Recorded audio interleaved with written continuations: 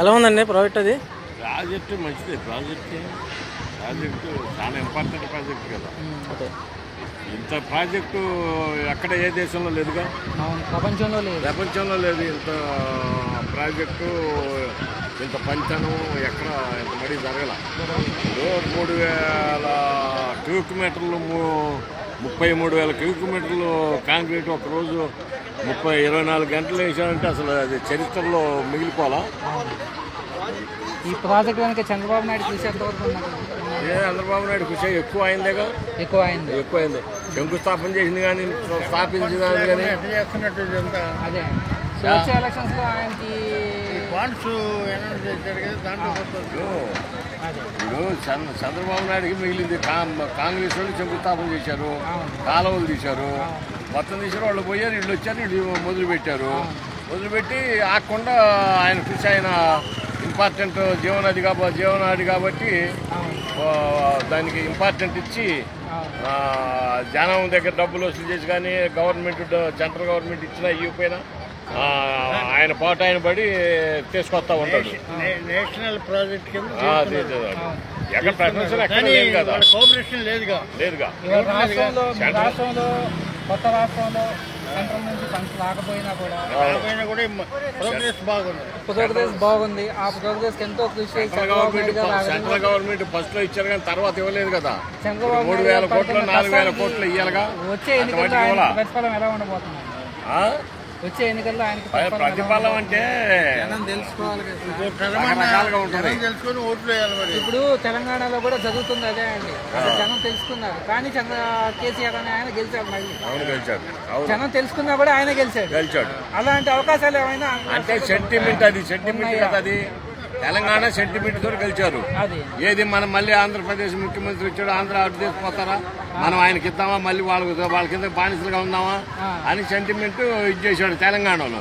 దాని మీద జనం సెంటిమెంట్ మీద ఇది చేశారు. ఆంధ్రప్రదేశ్ అట్ట కాదు కదా. మీ ఉద్దేశంలో 2019 ఎలక్షన్ అనేది చంద్రబాబు నాయుడుకి నల్లేరు మీద నడకే అంటారు? నల్లేరు మీద నడక కష్టం మీద నడుతుంటది.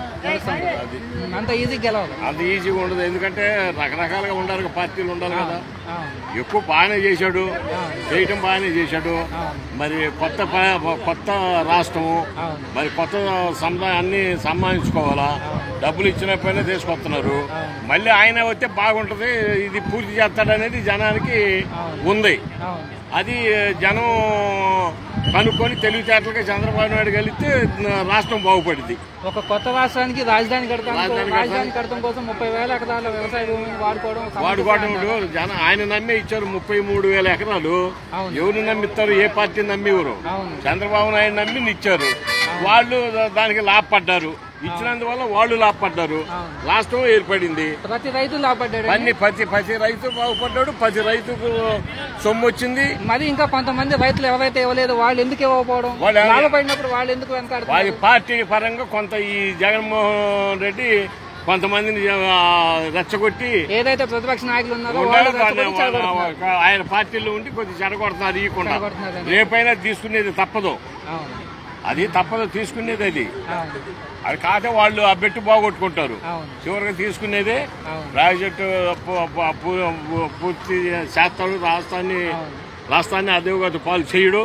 ఆయన ఏమైందంటే ఆయన 70 సంవత్సరాలు ఉన్నాయి. ఆయన కూడా ఆయన ఆశించేది ఏంటంటే జీవితంలో గుర్తుండేటట్టుగా రాష్ట్రాన్ని నిర్మించి ఆయన పేరుండాలనే స్థాయిగా తపన పడుతున్నాడు ఆయన. ఆ తపన జనం తెలుసుకొని గుర్తు పెట్టుకొని ఓట్లు ఎత్తే గెలుస్తాడు, మనం బాగుపడతాం. అది.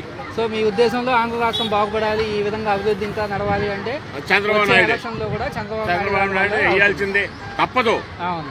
పార్టీ ఏదైనా కాంగ్రెస్ పార్టీ, పూర్తి కాంగ్రెస్ పార్టీ. నేను ఏ పార్టీకి మారి అడగను. కానీ చంద్రబాబు నాయుడు ఎందుకు వేస్తున్నాము? కష్టపడుతున్నాడు, ప్రాజెక్టు పూర్తి చేస్తున్నాడు, రాష్ట్రాన్ని పూర్తి చేస్తున్నాడు. పూర్తి చేసే నమ్మకం జనానికి కలిగింది కాబట్టి మనం కూడా సపోర్ట్ చేస్తున్నాం. ఈ మధ్యకాలంలో రిలీజ్ చేసిన ఈ పథకాలన్నీ ఎలా ఉన్నాయండి? పథకాలు అన్ని బాగానే ఉన్నాయి. ఇప్పుడు ఏ ఇబ్బంది లేదు. పథకాలు బ్రహ్మాండంగా జరుగుతున్నాయి, బ్రహ్మాండంగా ఇస్తున్నాడు. ఎక్కడ ఏం ఆగల, ఎక్కడ ఏమో 24,000 కోట్లు రైతు రుణమాఫీ కూడా ఇచ్చాడు, అన్ని ఇచ్చాడు. ఒక సంవత్సరం 2 సంవత్సరాలు డబ్బు కావాలి ఇప్పుడు వేస్తాడు. అది ఇప్పుడు వేస్తాడు. అది సంక్షేమ ఇప్పుడు పెన్షన్ కూడా 2000 చేశాడు 1000. మరి రాష్ట్రానికి విడిపోవడంలో సహకరించి ప్రత్యేక హోదా ఇస్తానని చెప్పి మోసం చేశాడు అంటున్న మోడీ గురించి మీ అభిప్రాయం ఏంటండి? మోడీ గురించి అభిప్రాయం, మోడీ మోసం చేసిన మాట జనానికి అందరికీ వస్తుందిగా. నేను చెప్పేది ఏముంది, ప్రతి ఒక్కరికి అది నాటుకుపోయిందిగా. ఆంధ్రప్రదేశ్ ఇస్తానని చెప్పి ఇవ్వలేదుగా. ఆయన పథకాలు ఏం చెప్పించాడు? తిరుపతి వెంకటేశ్వర స్వామి ప్రమాణం, వెంకటేశ్వర స్వామి రాచిగా ప్రమాణం పూర్తిగా ప్రత్యేక హోదా మీకు ఇస్తాము అని చెప్పి ఆయన ఓట్లు వేయించుకుంది. మరి అయ్యాల ఏమి సాధించాడు? ఏమి సాధించలా. సరే 4 ఏళ్ల పాటు మరి ఉండబట్టే, చంద్రబాబు నాయుడు ఉండబట్టేగా మరి ఈ పోలవరానికి కానీ 300 కోట్లు కానీ అవి కానీ వచ్చింది. ఆయాలనే తెంచుకొని వస్తే అవి కూడా రావుగా.